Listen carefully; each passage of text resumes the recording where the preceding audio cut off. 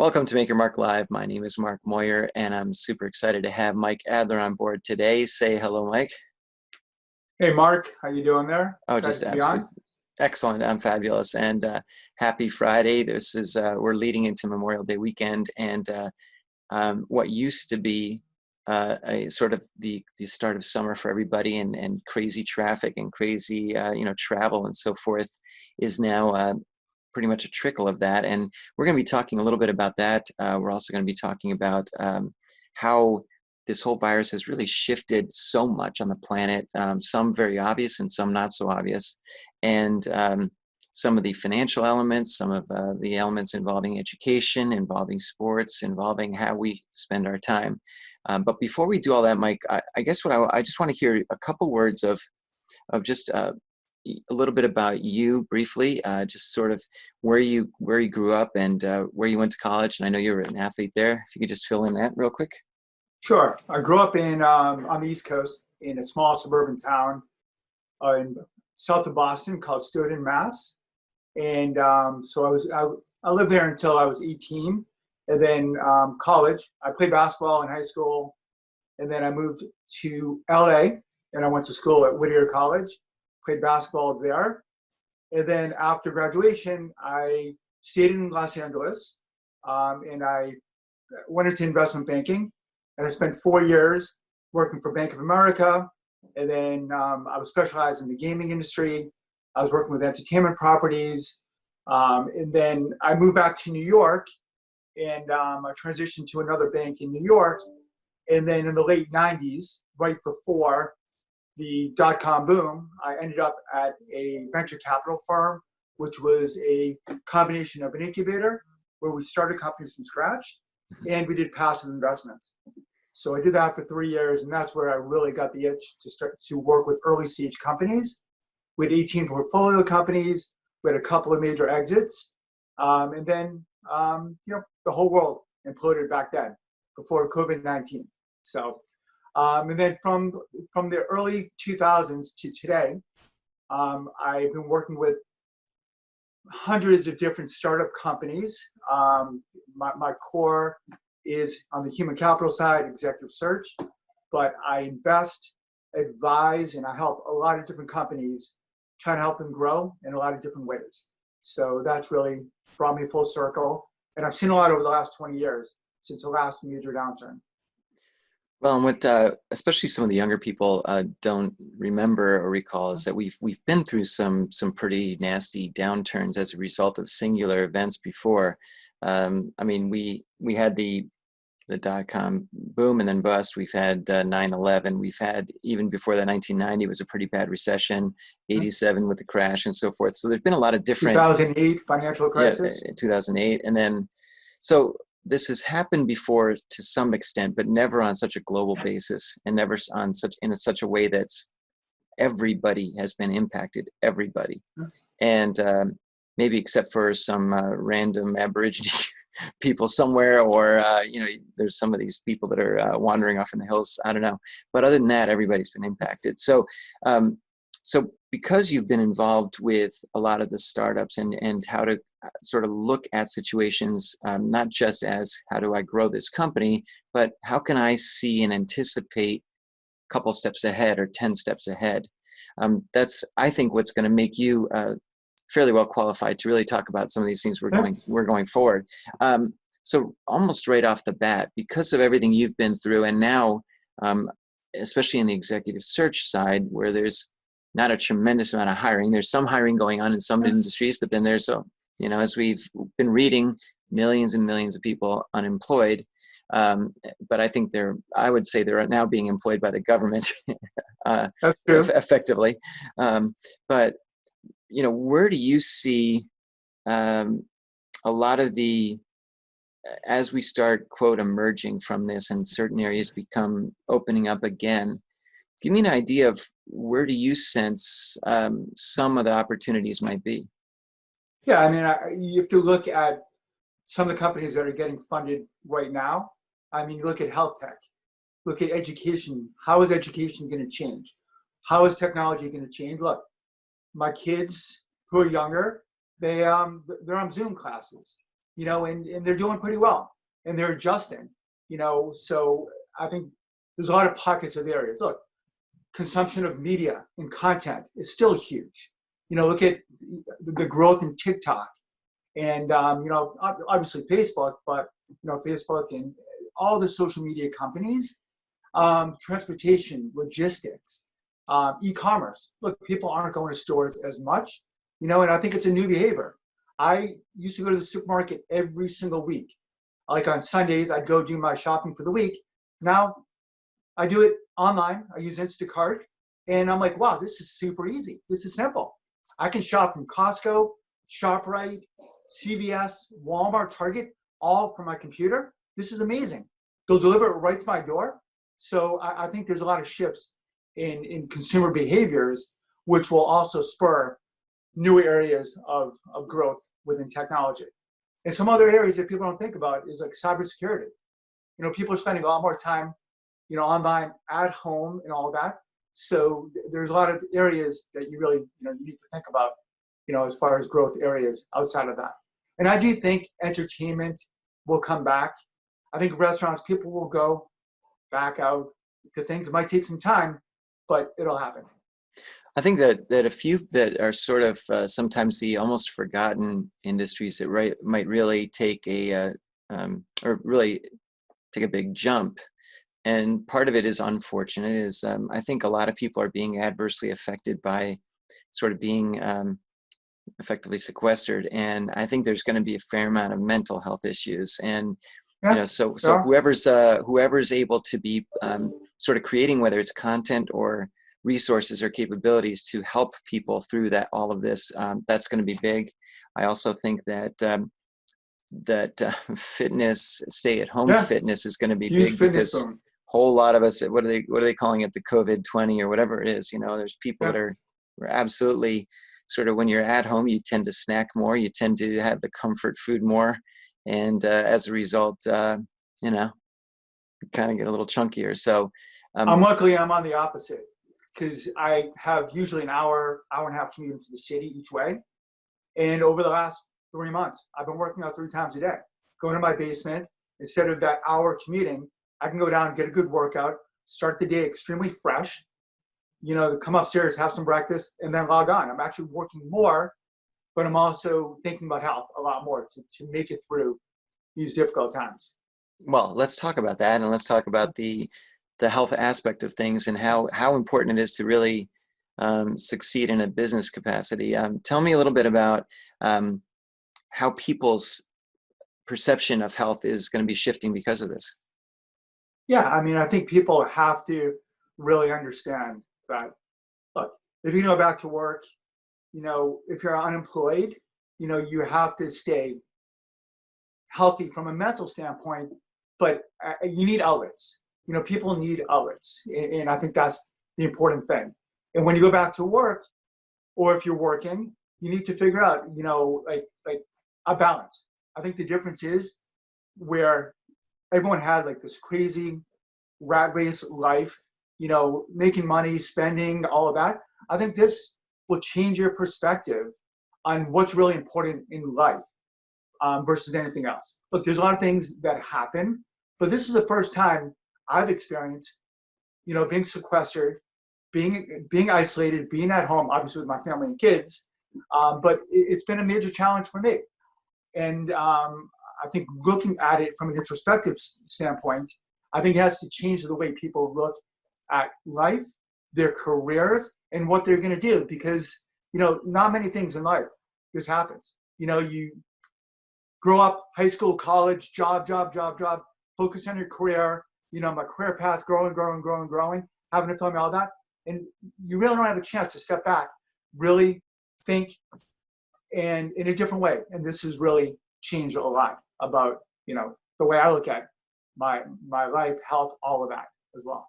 Well, it is as we like to say, a big reality check. It's sort of it was the slap in the face that I think many people actually needed. And quite frankly, I believe that there's going to be a ton of silver linings coming out of all this. There's some that's not so good, but there's some that are really good.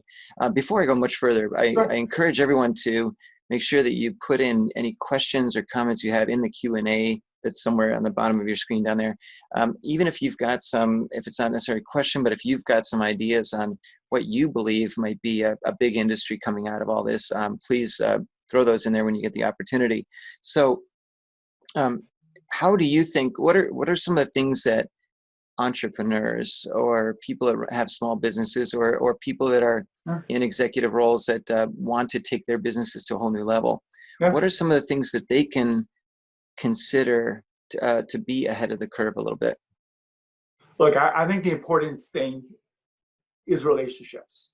And look, applying it to sports, you can have good mentors, but you need a great coach. You need a great teammate.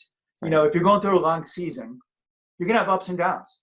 You're going to have injuries. You're not going to be at your peak performance. You're going to have mental challenges. And it's like that with a business. Right. A business, if you look at it, or as an individual, life is a marathon. It's not a sprint. And there's some things you can't prepare for.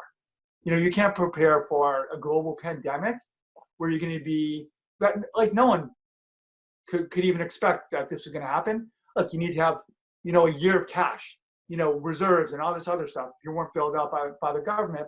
But I think really it's a mental checklist of what you need to do from a company standpoint or an individual standpoint, but you have to leverage your network and really talk to people who have been through, major downturns before. Look, I think the last 10 years since 2000, the last 10 years in that entire generation, I look at it as feast years. And in the back of my mind, I was always thinking about, 10-year cycles, 98 to 2000, 2000 to 2008. And then there's going to be an imminent downturn. So I think you really now have to start thinking about, I want to say the rainy day, but what you can do if there is an apparent downturn, as far as thinking about optimization and efficiencies in your company.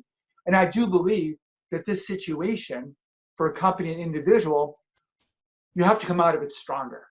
If you don't learn from everything that's happening, 70% decrease in revenues, 80% decrease in consumers, not being able to open your restaurant. I mean, these are things that you really have to think about is, can I do things differently? Can I reinvent myself? Can I involve? Can I come up with something new, innovative business models, whether it's keeping the lights on, but longer term, is there a better model out there that'll be more efficient with better margins? And those are the things I think companies and individuals have to think about. And I do think you need to have a good support system. This is a good time, good chance to leverage your relationships, really build a good mentor or advisory board, whether you're an individual or a company. And like the same thing, I've been reaching out to all different types of executives, CEOs, CROs, VP of sales, head of marketing, head of HR, head of innovation, and just talking to them. I'd love your perspective, and you can learn from other people's perspective because everyone's going through it differently. And I think that's a part of the challenge, but that's also a part of the opportunity of being able to learn. And everybody's going through this all together, which I think is the learning point. You're so spot on, Mike, especially the part of the relationships aspect, because, it's interesting. Before 9/11, we never, ever thought that there was the possibility that someone would fly an airplane into a building. We thought that there'd be bombs on airplanes or things like that, but we never thought that would happen. I think prior to this whole pandemic, I don't know if anybody or virtually anybody thought that, geez, the entire country would be shut down. You would not be able to go to a restaurant for this much time. And in New York City, sports. So much. No one ever, like it didn't even enter our brains. So, it's interesting. I like to talk about how there seems to be right now a lot of blame being thrown around, but I think it's so useless because, quite frankly, I don't care if anybody says they thought this might happen. Nobody thought this might happen. Nobody did. And so, look, at the beginning of 2020, the head economist at Goldman Sachs said there was less than a 1% chance of a global recession. Right. Like 0% chance. Like everything's incredible. So whoops. This is But I mean, look, and yes, we can anticipate a meteorite show. We can anticipate a lot of other things, but this one really caught everybody, I think, by surprise. And I think so now I think we're at the point where we've sort of gone through this and we're plateauing and hopefully we're coming back. The quote curve has been flattened, but now it's a question of, well, some areas are resuming or trying to resume activity, others are staying on sort of lockdown. But in terms of the relationships aspect, going back a half a notch here, what do you think? How can people sort of make and grow those relationships? What's the best way to do that, do you think? Yeah, I mean, look, LinkedIn is the ultimate platform to be able to reach out to people.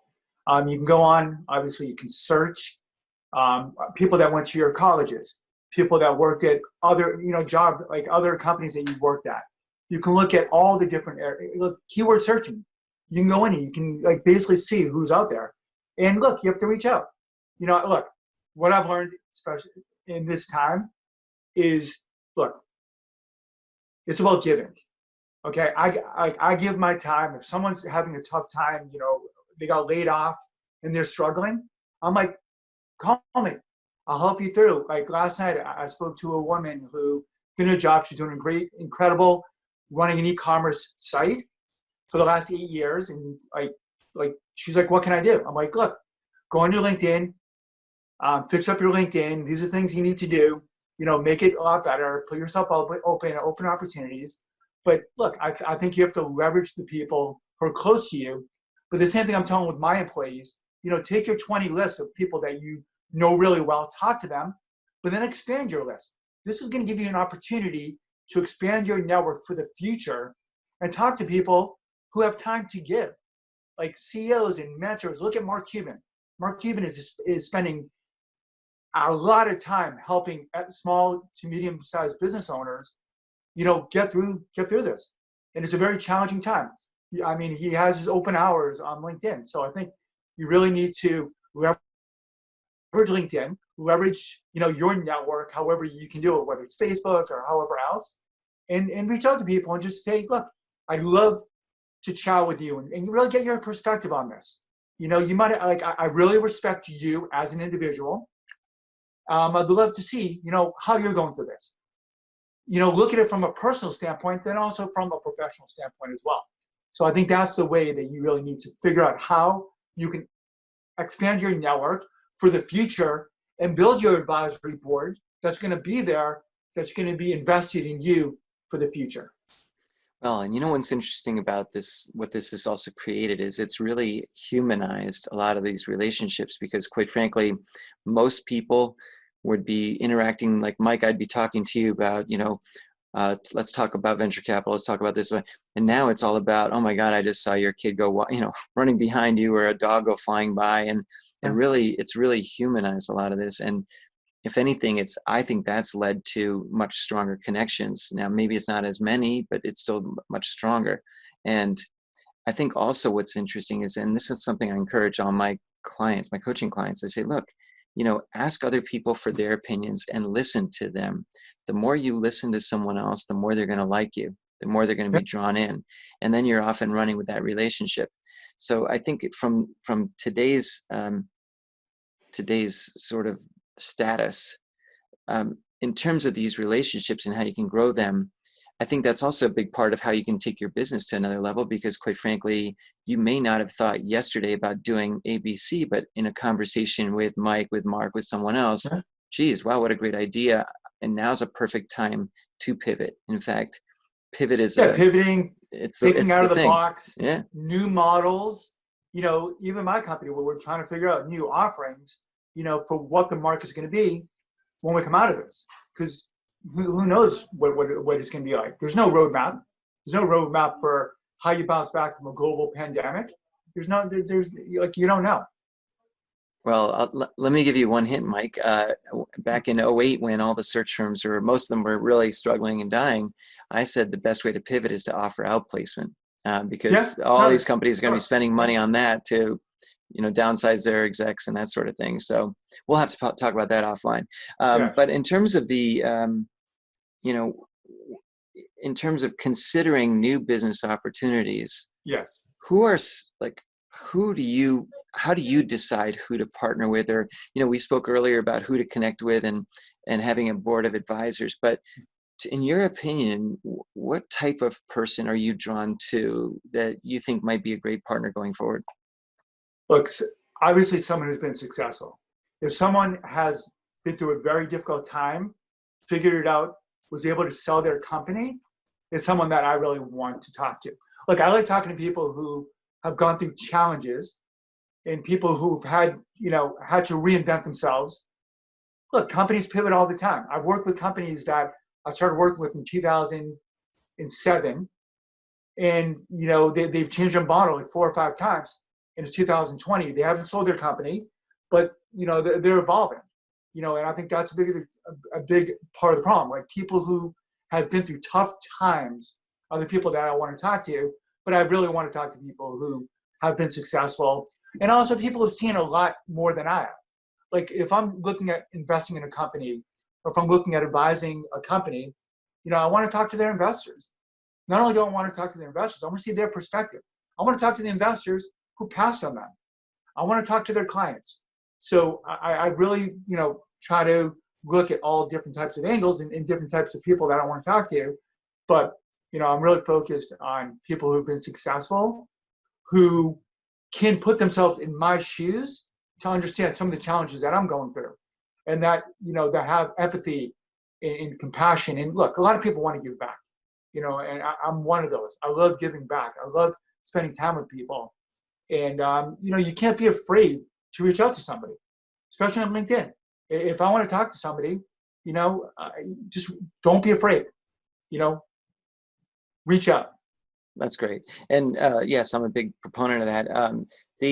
But what I'll also tell you is that now more than ever, I'm being, I guess, reached out to by just tons and tons of these people that want to sell me their services. And it's pretty obvious that that's what they're doing. And I think, the one guy that sort of made it through the filter was somebody who actually referenced one of my podcasts. He said, "Hey, Mark, yes, I do this, this, and this, but you know what? I listened to your podcast that you did with Theo Fleury. He was one of my all-time favorites when I was growing up. That was a great episode, blah, blah, blah." Well, you know what? I returned that and I accepted his invite because he showed that he was actually the connection point. Yeah. That connection point it wasn't is just important. it wasn't just like the template, right? Yeah, Yeah. exactly. Personalized. So that's I think is going to be so essential going forward, is really personalizing, because right now, because everyone's working from home or they're unemployed, they have so much more time to be on their laptop, their phone, their whatever it is. So what's happened now is there's such a glut of communication. There's too many emails, too many webinars, too many Zoom all calls, this stuff, right? Zoom. Everything. And so, how can you stand out? And what's, in your opinion, though, I mean, I might as well ask you that. How do you think someone can stand out a little bit with all this going on? Look, we're in a world where content is king, and I spend a lot of my time, I'm reading, blogs and the LinkedIn posts and feeds and all of that.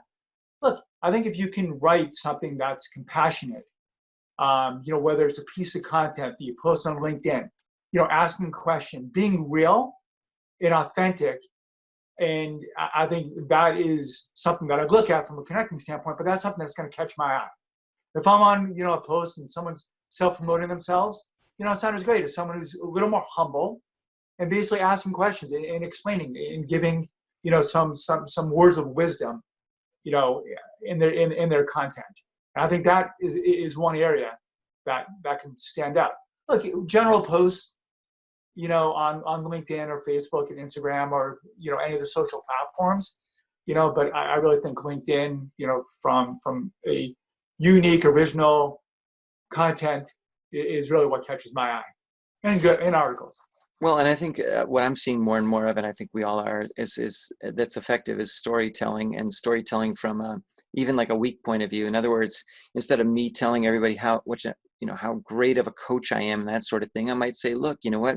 Yesterday I had a tough day too, because in as much as I like to try to be positive all the time, some negative stuff creeps in, and it's, it's okay to have that, something where you're sort of humanizing again the messaging and the product and so forth. I mean, I do see some people that really get a little deep with all that. You know, just a year ago, I was a heroin addict and I was sleeping on the street and I was doing all this. And now I'm, you know, look at my fabulous car and house and stuff.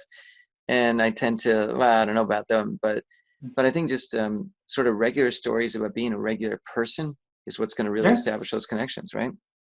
Yeah, I mean, you have to realize everybody has their own challenges, whether you're Mark Zuckerberg or Elon Musk. You know, people have, you know, bad days, and it's extremely challenging to go through something like this. I struggle myself, you know, on a day-to-day basis. You need to stay motivated. You know, you have to see some visibility right at the end of the tunnel. Look, one of the bigger challenges is, you know, being in New York and understanding that New York is so vibrant and, you know, it's an incredible place to be. But this is probably one of the most difficult places. New York's probably the most difficult place to be in this pandemic. And New York might be the last place to come back.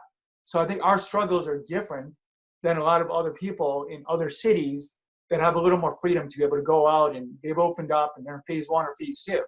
You know, so like, look, we're not made for this. Everyone's naturally a social, you know, social people.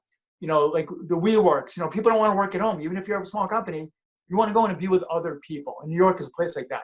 And this is where I think it's a bigger struggle for me, for my employees, for companies that I'm working with, that I'm advising or I'm trying to help. You know, everyone. And the one thing that I learned is that you can't take anybody's situation for granted. You don't know their financial situation. You don't know their background from a psychology standpoint. You don't know if they're predisposed to depression or anything like that. And you don't know how that's going to affect people. And that's why you have to have empathy and compassion. And you really have to be communicative and talk to people. Well, you know, and right now, more than ever, there are, as we know, millions and millions of unemployed people out there that have been either furloughed, laid off, etc. Give me, I'm going to put you on the spot a little bit, but give me 3 pieces of advice you would give. Like, what are some of the first few things? I mean, let's say I've just been told today, this morning, or yesterday, Mark, we no longer need your services. Thanks, appreciate it. Maybe we'll look at you again in 3 months or 6 months, but for now, sayonara. You know, what are some of the first few things I should do?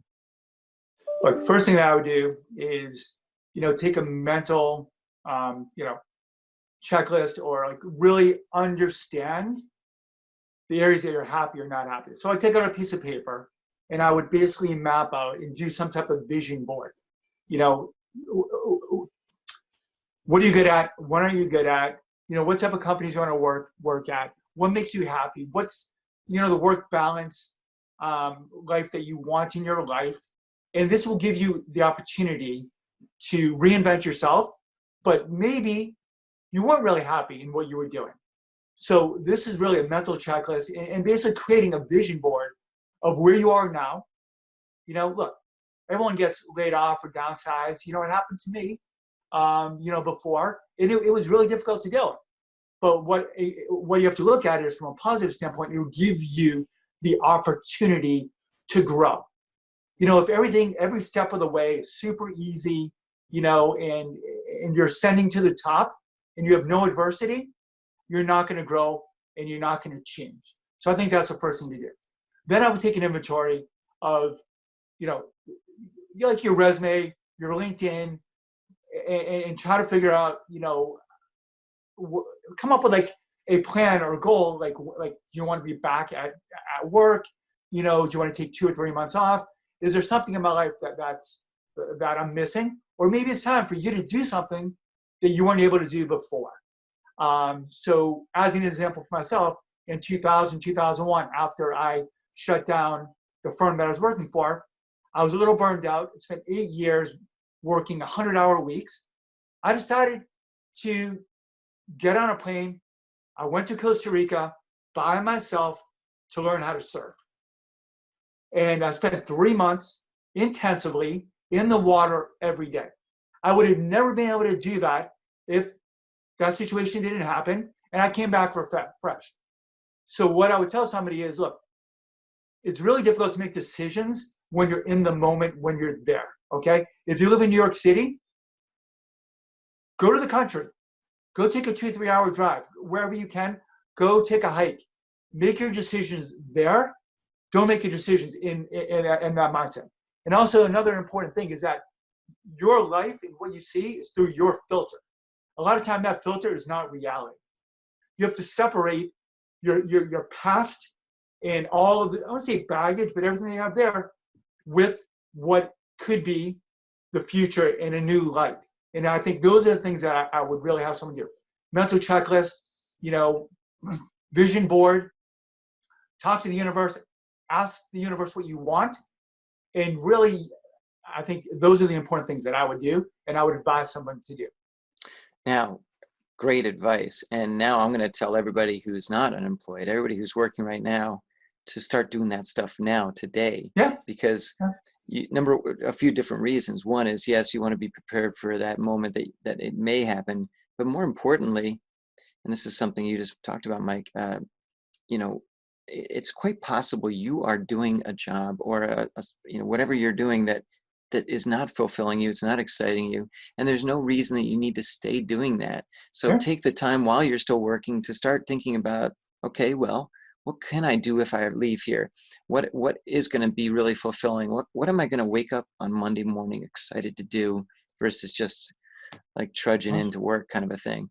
And 80% of people are not happy at their jobs. A lot of people amazing. are not. So it's crazy. Yeah.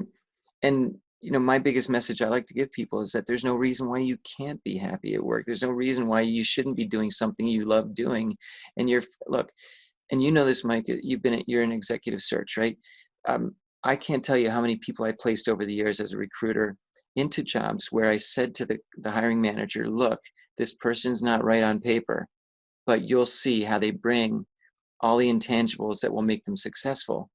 And they end up being successful in that role because they saw that they didn't necessarily need to have the third, fourth, fifth, and seventh things on the job description because other stuff took over, right? And that made them a very happy employee, because so many people I speak to say, oh, Mark, I can't possibly switch from here to go here. But look, if George Costanza can get hired by the Yankees, everybody's got a shot, right? That's true. I don't know how many people know that reference, but now, in terms of actually recruiting and executive search and working from home, which has really thrown a whole lot of companies. Some people love doing it, other people don't love doing it. But what's your feeling in terms of, this whole employment thing going forward in the next few months? Give me some ideas on that. Yeah, look, I do think the paradigm has changed significantly. I was working with a ton of companies there's no way any of my employees can work from home.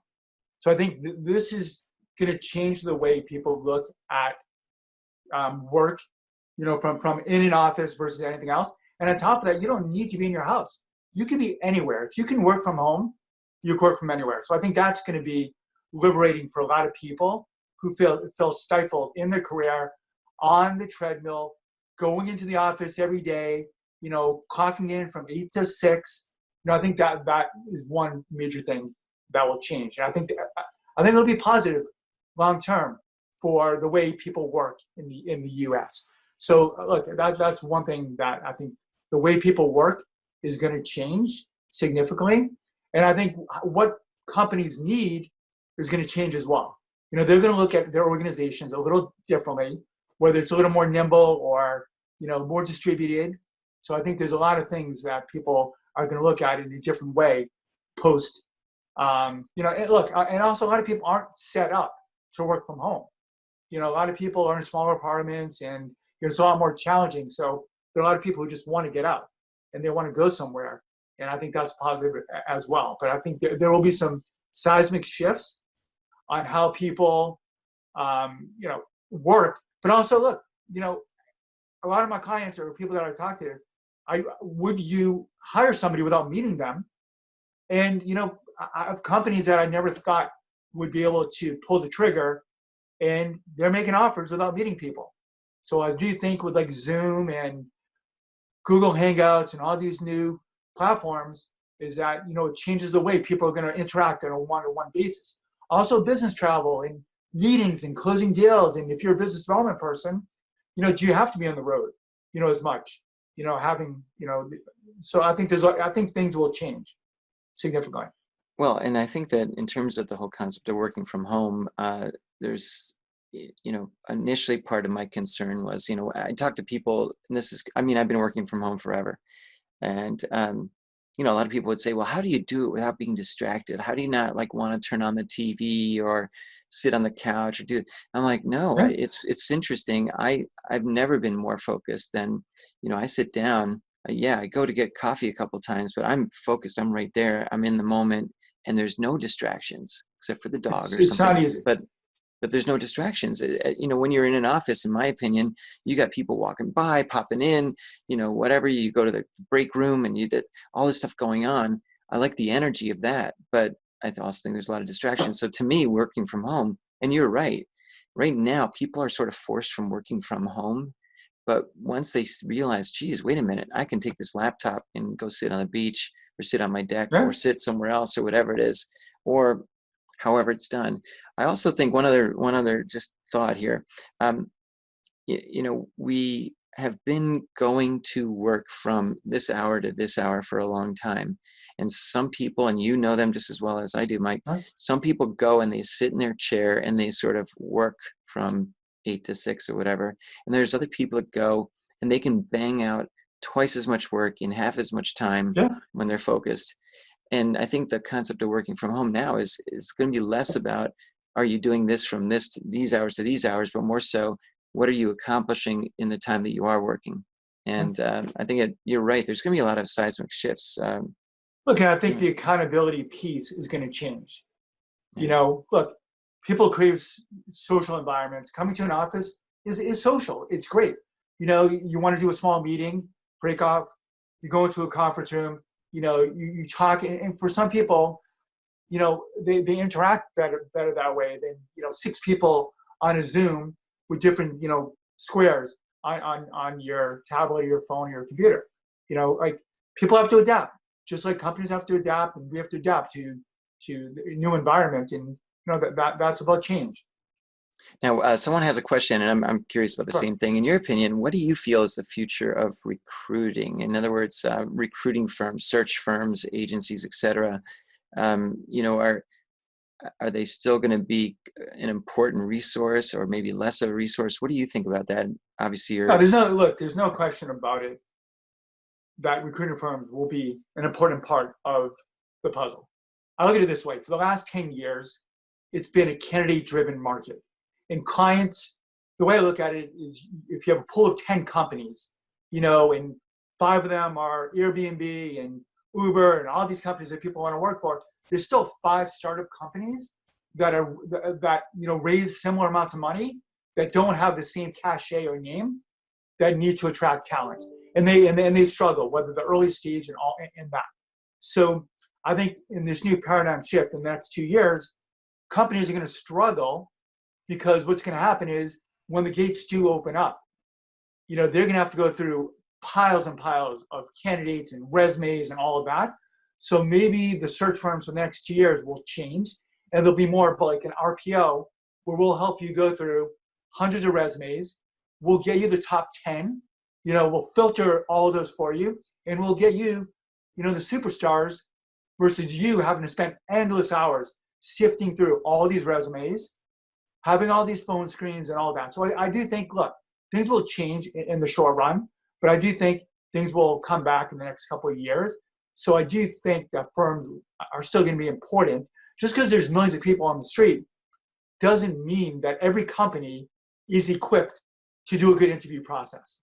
There's hundreds and dozens of companies, and I advise CEOs that have no processes. They have no applicant tracking systems. They don't understand how to interview people. Feedback loops. How do I evaluate, if this person's a good marketer versus a good salesperson versus a good product guy versus a good UX UI person? And I still think that over the years, all these executive search executives or professionals are good at vetting out talent, looking for talent, going through, asking questions, and bringing companies a candidate who's really good for this role, and this is the reason why. So I don't see them going away. Look, after 2008, every executive search firm in the finance world didn't go away, So, and finance came back, and we'll Well, bounce back from this too. I think that what they did was they just sort of pulled away and culled away the smile and dial. I mean, that to me is such an antiquated way of doing things. The cold calling thing nowadays, much more than ever, it's all relationship based. It's all not just as clients, but also as candidates. They feel more comfortable speaking to a recruiter or people in the hiring space when they've developed that relationship, and not just, you're just going to send me somewhere and that sort of thing.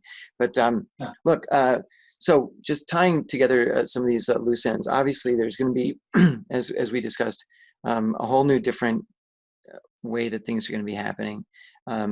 Some areas more than others. There's some areas that are going to really rebound and succeed, and others that may not.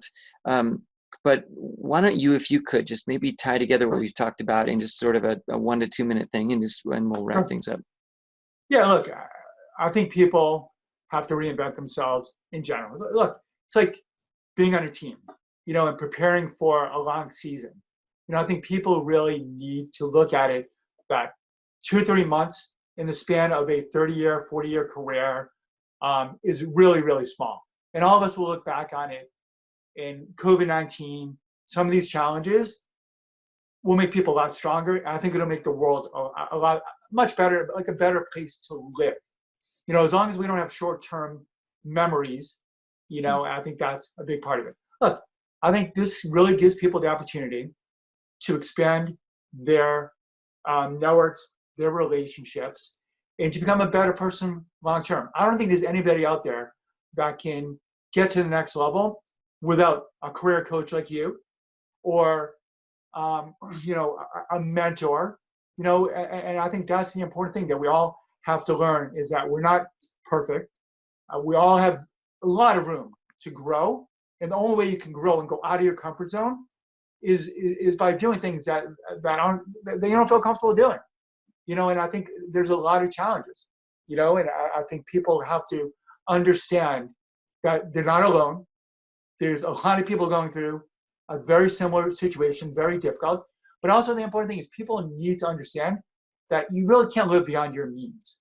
And this will give people the opportunity to look at everything differently. Looking at how, if you're going to go to a 4-year university, do you want to come out of school with $400,000 in debt? Do I need this? Do I need to go out and spend on X, Y, and Z? Do I need this vacation? Do I need all that? Look, you got to live within your means. You got to find a way to become centered and happy, and understand that there's a reason why COVID-19 has happened. I mean, if you look at it, look at the earth, we're takers, and how we treat other people, how we treat the earth, take. This is the opportunity for us to sit back, look at everything from a holistic standpoint, career, your personal life, everything that you like and what you want to do. And, you become a giver and look at things in a different light. I think the entire world will be much better off. Individuals will be better off. Companies will be better off. And then that will filter into the entire world. And I think that's what this is all about. Introspection. What can I do differently? Am I happy? If I'm not happy, what can I do to be happy? And this is a short-term blip in a long, career or a long span where people are going to, have to go through ups and downs. And this will be one of those ups and downs that you're going to have to go through, learn from it, maybe reinvent yourself, come out better on the other end. Brilliant. I love that, Mike. Now, for those out there who want to connect with you, whether it's on social media or directly, what's the best way to do that? Yeah, I mean, you can always email me, mike@aclion.com. Reach out to me on LinkedIn. I'm happy to talk to anybody. I have a very unique and diverse background, from, sports to investment banking to I'm working with a lot of startups right now, business development, partnerships. Like, I've seen a lot. I've seen the ups, the downs. I've invested in a lot of companies that have been successful, ones that have gone out of business. I'm happy to help people through this really difficult time, whether it's career standpoint or if you want to start a company, you're looking to raise capital, you want to get, your you want to get grounded and all that, just reach out. I'm happy to talk. Well, for those of you who've been participating and those who will be down the road, I'm absolutely going to have you back, Mike, to talk about. We can cover. I mean, we've only scratched the surface of all the important things that really need to be covered. I mean, just little scratch, right? Tip of the iceberg. So, but thanks again for being on with me. Obviously, That was good. I your enjoyed it a lot. insights. Well, yeah, appreciate that. Your insights extremely valuable, and it's just part of what I'm looking to be continuing with the Win Again Academy and with these MYM live series of webinars and this is fantastic. So thanks again for your time, Mike. I really appreciate it. Look forward to having you on again soon and enjoy the long weekend. You too. I look forward to it too. All right. Thanks, Mike. All right. Cheers. Bye-bye. Bye-bye.